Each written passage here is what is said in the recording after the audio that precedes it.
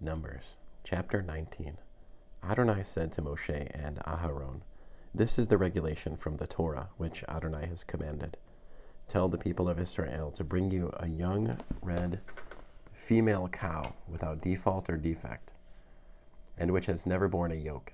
You are to give it to Eleazar the Kohen, and it is to be brought outside the camp and slaughtered in front of him. Eleazar the Kohen is to take some of its blood with his finger and sprinkle this blood toward the front of the tent of meeting 7 times. The heifer is to be burned to ashes before his eyes. Its skin, meat, blood, and dung is to be burned to ashes.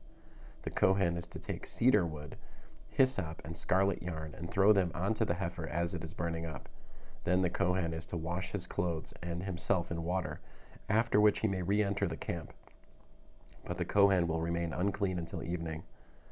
The person who burned up the heifer is to wash his clothes and himself in water, but he will remain unclean until evening.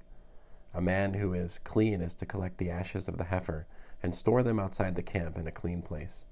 They are to be kept for the community of the people of Israel to prepare water for purification from sin. The one who collected the ashes of the heifer is to wash his clothes and be unclean until evening. For the people of Israel and for the foreigner staying with them, this will be a permanent regulation. Anyone who touches a corpse, no matter whose dead body it is, will be unclean for 7 days. He must purify himself with these ashes on the 3rd and 7th days, then he will be clean. But if he does not purify himself the 3rd and 7th days, he will not be clean. Anyone who touches a corpse, no matter whose dead body it is, and does not purify himself, has defiled the tabernacle of Adonai. That person will be cut off from Israel, because the water for purification was not sprinkled on him. He will be unclean, his uncleanness is still on him. This is the law. When a person dies in a tent, everyone who enters the tent and everything in the tent will be unclean for 7 days. Every open container without a cover closely attached is unclean. Also, whoever is in an open field and touches a corpse, whether of someone killed by a weapon or of someone who died naturally, or the bone of a person or a grave, will be unclean for 7 days.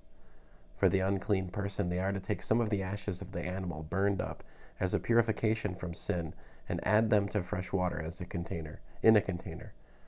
A clean person is to take a bunch of hyssop leaves, dip it in the water, and sprinkle it on the tent, on all the containers, on the people who were there, and on the person who touched the bone, or the person killed, or the person who died naturally, or the grave. The clean person will purify him.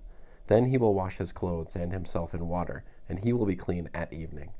The person who remains unclean and does not purify himself will be cut off from the community, because he has defiled the sanctuary of Adonai. The water for purification has not been sprinkled on him. He is unclean. This is to be a permanent regulation for them. The person who sprinkles the water for purification is to wash his clothes.